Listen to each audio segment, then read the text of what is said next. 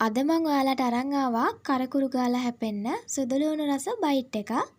ඒ වගේම මේ බයිට් එකේ ක්‍රිස්පි ගතිය ඕනතරම් කාලයක් තියාගන්න පුළුවන්. ගොඩක් ලේසියෙන් හදාගන්න පුළුවන්. බලමු කොහොමද හදාගන්නේ කියලා.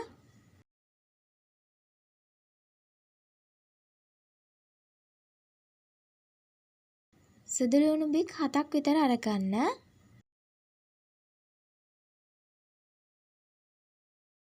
ඒකට වතුර චුට්ටක් දාලා හොඳට අඹර ගන්න ඕනේ.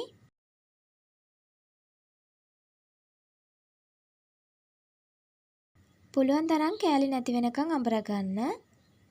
පේස්ට් එකක් ගන්නට. ඊට පස්සේ හාල් පිටි ග්‍රෑම් 250ක් අරගන්නවා. තෙත හාල් පිටි ගන්නත් පුළුවන්, කඩේ හාල් පිටි ගන්නත් පුළුවන්. පාන් පිටි අරගන්න බෑ මේකට.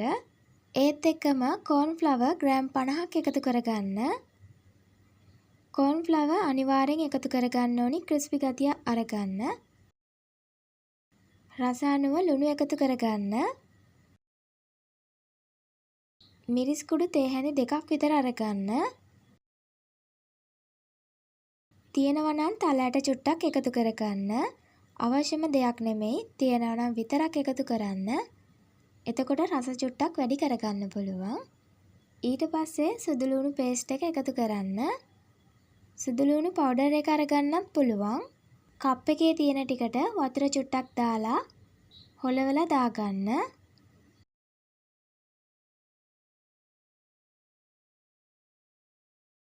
අතින් හොඳට අනා ගන්න.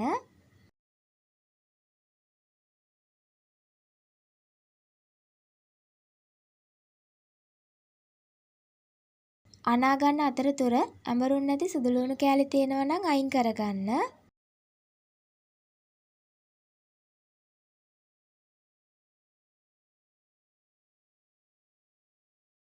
ඇල් වතුරෙන් අනා ගන්න ඕනේ. ඔයාලට මම වතුර ප්‍රමාණයක් සඳහන් කරන්නේ නැහැ. පිටිවලට අල්ලන වතුර ප්‍රමාණය අඩු වැඩි වෙනවා. තෙත හාල් පිටිවලට අල්ලන වතුර ප්‍රමාණය අඩු වෙනවා. ඒ වගේම කඩේ හාල් පිටිවලට අල්ලන වතුර ප්‍රමාණය වැඩි වෙනවා.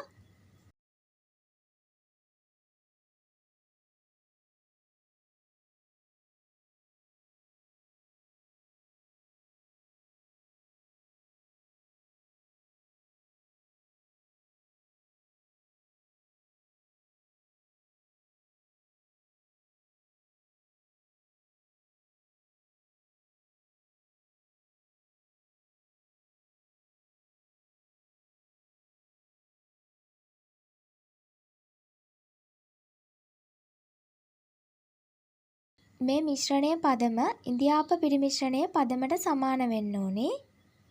ඊට වඩා චුට්ටක් මෙලෙක් වුණත් කමක් නැහැ. එතකොට මිරික ගන්න ලේසි. ගොඩාක්ම දියාරු කරගන්න එපා. මේ වගේ මිශ්‍රණය අතේ ඇලෙන්නේ නැති පදමට තියෙන්න ඕනේ. මේ වගේ පයිපින් බෑග් එකක් අරගන්නත් පුළුවන්. පයිපින් බෑග් එකක් නැත්තම් පොඩි ප්ලාස්ටික් බෝතලයක් සිදුරු කරලා අරගන්න. එහෙමත් නැත්නම් ඝනකම් ඉටි කවරයක් අරගන්න.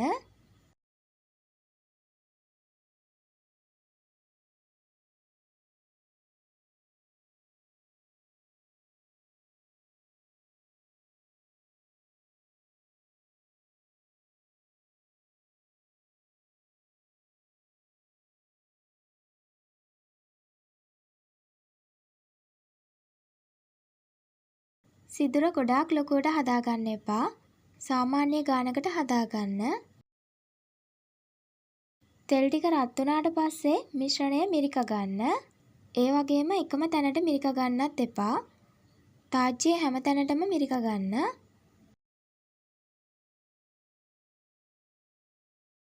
හොඳට බැදුනම තෙල් බුබුලු අඩු වෙනවා.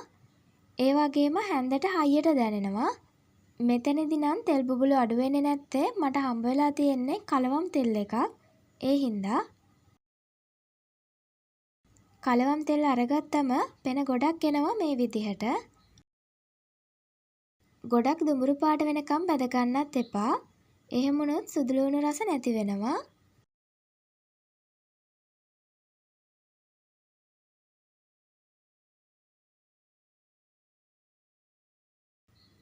මම අරගත්ත ප්‍රමාණයෙන් බයිට් ගොඩක් හදාගන්න පුළුවන්.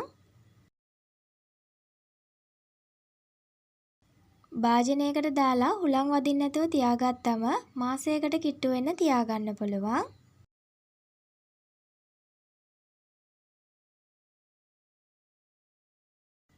ඒ වගේම රසයි.